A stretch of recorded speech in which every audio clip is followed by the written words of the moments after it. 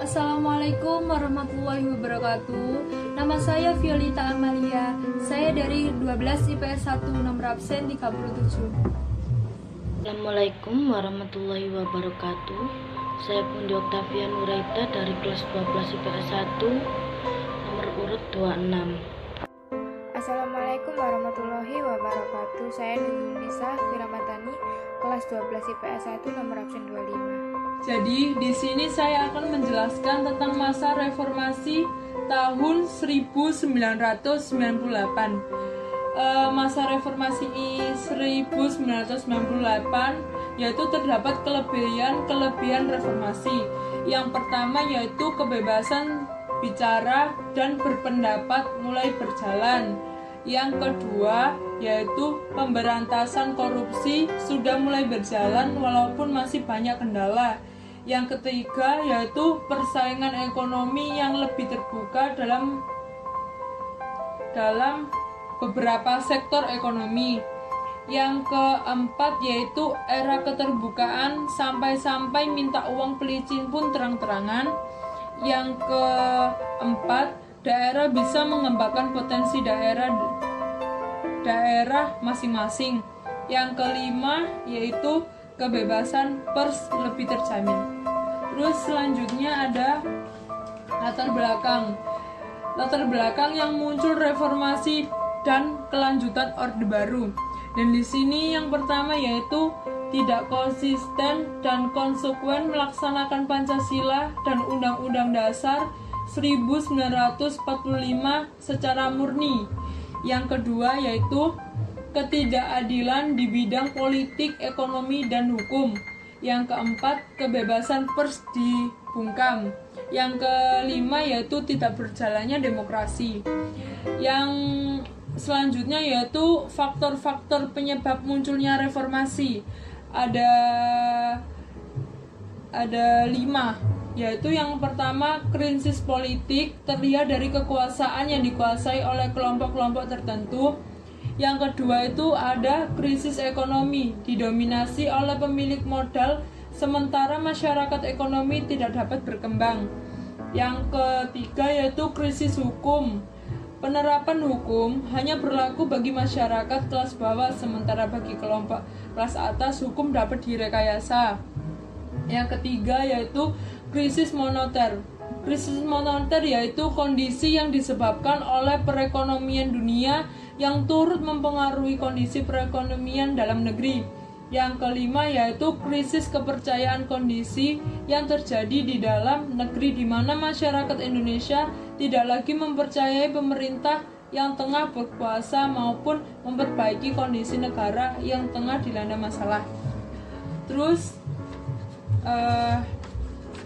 selanjutnya itu ada kronologi jatuhnya Orde Baru. Jadi kronologi jatuhnya Orde Baru itu ada 2, yaitu yang pertama Soeharto kembali menjadi Presiden RI pada tahun 1998 sampai 2003. Terus yang kedua ada Di sini saya akan mempresentasikan tentang 4 korban tragedi Trisakti, yaitu Elang Mulya Lesmana, Hendriwansi, Hafidin Royan, Heri Hartanto. Tragedi Trisakti mengakibatkan kerusuhan di berbagai daerah pada tanggal 13 sampai 14 Mei 1998. 14 Mei 1998, gerakan mahasiswa berhasil menduduki gedung DPR atau MPR. Akibat desakan dan tuntunan para mahasiswa dan masyarakat, maka tanggal 21 Mei 1998 jam 10, Presiden Soeharto meletakkan jabatannya dan menunjuk B.J. Habibie sebagai presiden. Perkembangan pemerintahan pada masa reformasi yaitu A. Pemerintahan B.J. Habibie. Agenda pemerintahan B.J. Habibie yaitu Presiden B.J. Habibie membentuk susunan kabinet yang dinamakan Kabinet Reformasi Pembangunan. Yang kedua, pemberian anestesi dan munculnya kebebasan berpendapat. Yang ketiga yaitu adanya jaminan terhadap pelaksanaan HAM di Indonesia. Yang keempat, dikeluarkannya kebijakan untuk membentuk tim gabungan pencari fakta. Yang kelima, penyelesaian masalah Timur-Timur. Yang keenam adalah pengusutan kekayaan Soeharto dan kroni-kroninya.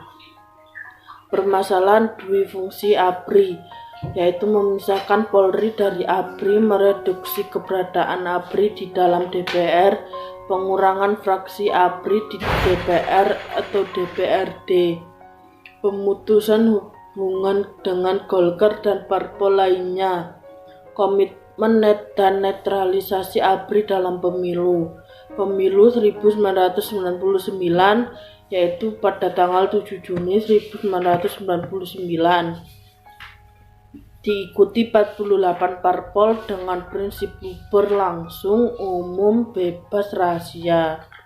Pemenang pemilu yaitu PDI Perjuangan, Golkar, PKB, PPP, PAN.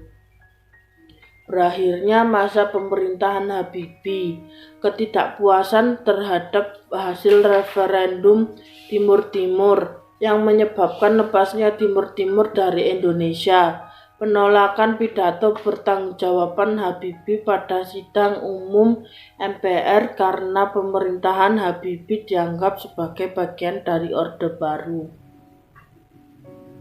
Tanggal 20 Oktober 1999, Habibie menyatakan mundur dari pemerintahan Abdurrahman Wahid pada tahun 1999 sampai 2001.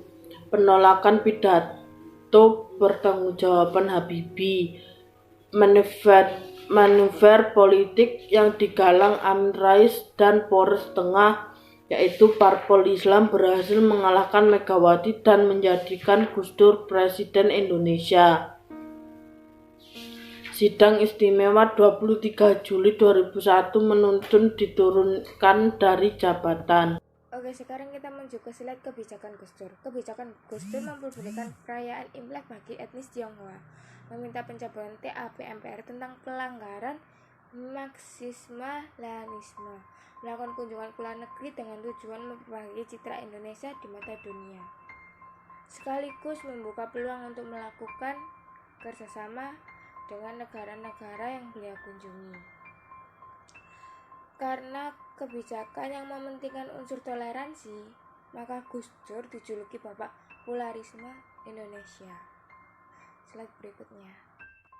Kontroversi kebijakan Gus Dur: mencopot Kapolri Rusdiardjo dan mengangkat Jairuddin Ismail sebagai PJS Kapolri tanpa persetujuan DPR, mengatakan kembali jabatan Wakapolri yang sebelumnya, dihapuskannya konflik dengan DPR MPR dengan mengeluarkan dekret yang berisi membuka MPR DPR mengambil kedaulatan rakyat ke tangan rakyat Indonesia, membekukan Partai Golkar sambil menunggu keputusan Mahkamah Agung, mengadakan hubungan diplomatik dengan Israel, tersandung kasus Blue Code di Brunei Guide pada tahun 2000. Slide berikutnya. C. Pemerintahan Megawati 2001-2004. Kebijakan-kebijakan meningkatkan kerukunan antar elemen bangsa dan menjaga persatuan dan kesatuan. Upaya ini tergantung karena peristiwa bom Bali yang mengakibatkan kepercayaan dunia internasional berkurang.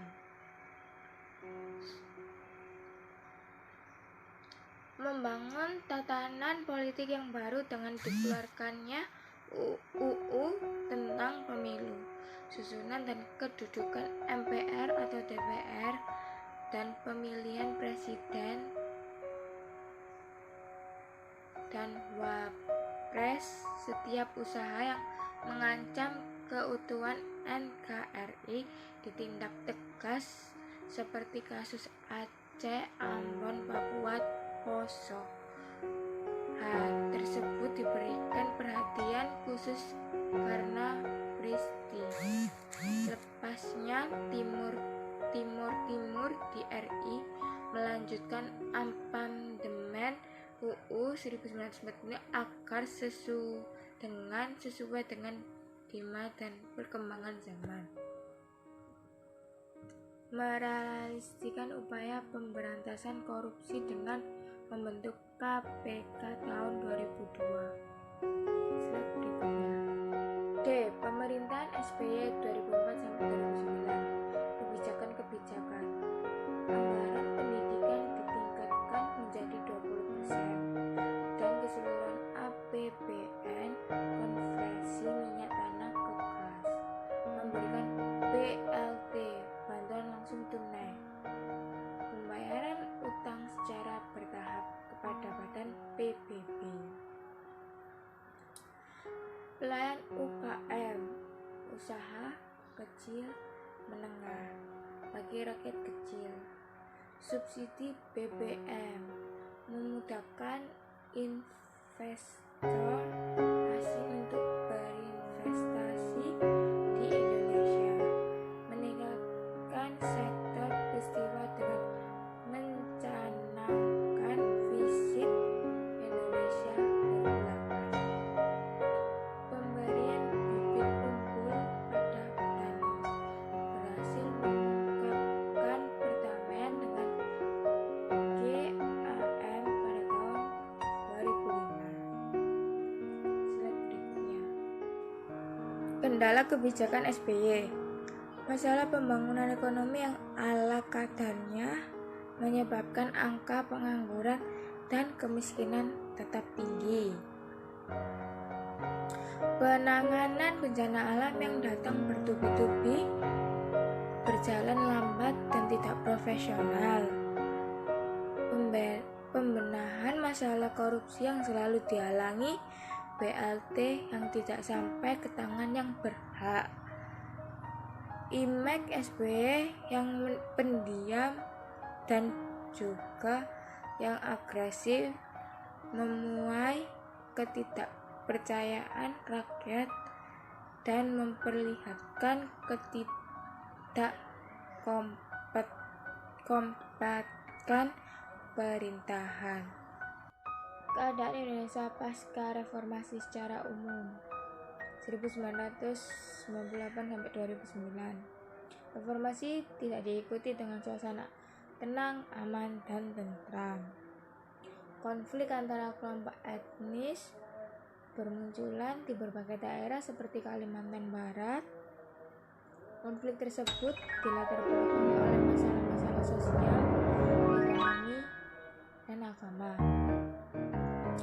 Rakyat sulit membedakan apakah sang pejabat bertindak sebagai eksekutif atau pemimpin partai politik karena adanya perangkapan jabatan yang membuat pejabat bersangkutan tidak dapat berkonsentrasi penuh dengan jabatan publik yang diembannya.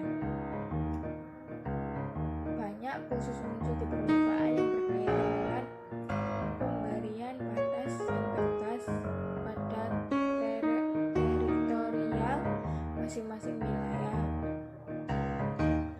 seperti penerapan otonomi pengelolaan wilayah pemerintahan. Pemerintah tidak lagi otoriter dan terjadi demokratisasi di bidang politik, misalnya munculnya parpol baru, ekonomi misalnya munculnya badan-badan umum milik swasta tidak lagi